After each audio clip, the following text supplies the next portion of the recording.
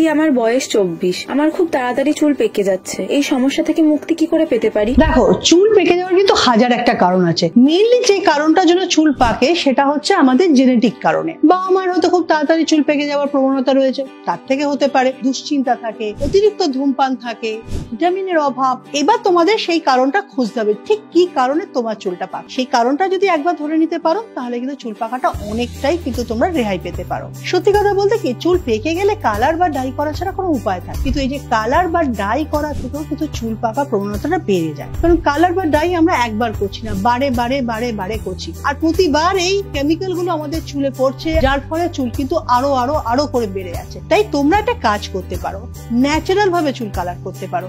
একদম সাধারণ যে মেহেন্দি পাতা আছে সেটাকে বেটে কিন্তু তোমরা চুল কালার করতে পারো, অথবা একটা কাজ করতে পারে, চায়ের পাতা, আমলকি একটা পেস্ট বানিয়ে সেটাতেও কিন্তু তোমরা চুল কালো করতে পারো। কোনটা তোমাদের সুবিধা হবে সেটা বেছে নাও, যে কিভাবে তোমরা তোমাদের ন্যাচারাল ভাবে চুল কালার করতে পারো।